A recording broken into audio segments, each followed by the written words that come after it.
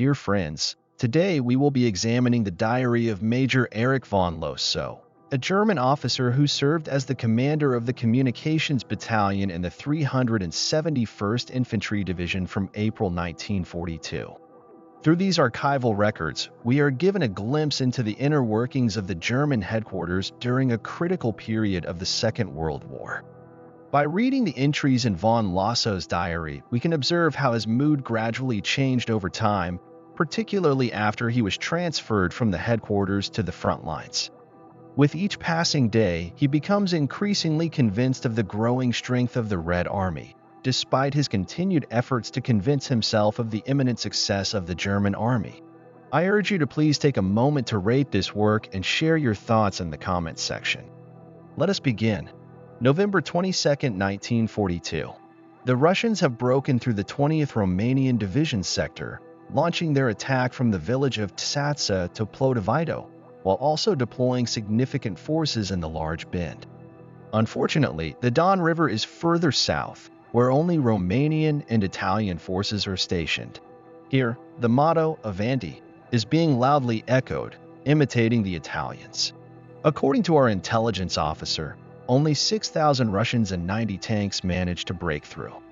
Nevertheless, one battalion and one artillery battery were loaded onto trucks and sent south in the afternoon.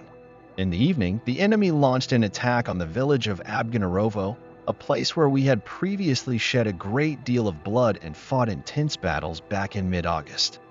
7 armored trucks filled with supplies, including 5 tons of chocolate, coffee, sweets, and specially designed tank rations meant for us, fell into enemy hands. In the midst of all this, both our southern supply line and base were cut off, signaling that the situation was deteriorating rapidly. November 23rd brings about a sense of confusion due to conflicting reports. While our neighboring division retreats, our corps is performing an evasive maneuver. As a result, we transferred another battalion, along with a battery and an anti-tank unit, to reinforce our right flank. My first squad, which recently returned from a long stint on the front lines in the trenches, is now once again being sent back. The noon report reveals that the Russians have made substantial progress into our rear, reaching Kalak on the Don River. They have launched an attack south of us, towards the village of Zybenko. Fate's regiment has been recalled and sent to intercept the encirclement operation taking place at Bolshoi Zybenko in order to cut off the easternmost point of the German wedge, which is Stalingrad. By now, it is evident to everyone that Stalingrad is in grave danger. In the evening, Lieutenant Prell overheard a conversation between the new commander-in-chief, General Paulus. We have now become part of the 6th Army and our own general. Both of them believe that we should retreat and surrender Stalingrad, otherwise we will be cut off. This means that we have lost contact with the army group and, consequently, with the headquarters of the Führer. I took a risk by doing my duty, said Paulus. He reported the situation over the radio and suggested that the Führer's decision would be made early tomorrow morning. We must make do with what we have. Rations have been halved, and we can no longer send letters. Those who have already left on holiday are being halted somewhere, while combat units are being deployed. November 24th marks the first time we find ourselves surrounded. The southwest sector has very limited space, but we cannot reach it because we are at the opposite end. The army is being supplied by 100 transport planes. At 9 o'clock in the morning, we received a crucial message from the Corps. I read it immediately. Urgent mobilization and cancellation of all long-term movements, regardless of the circumstances. Prepare lists of items that can be transported in functional vehicles.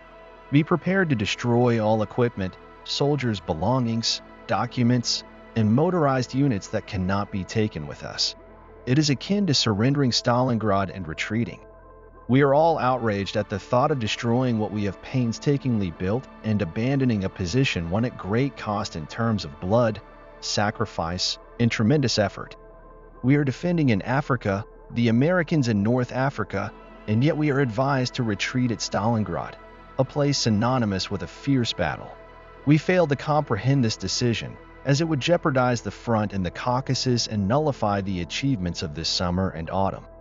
At noon, I held a meeting with Lieutenant Colonel Kleikamp to discuss the measures being taken. Following that, I gathered the heads of departments and responsible individuals and issued an order. We are taking half of the headquarters' armored vehicles, along with most of the equipment.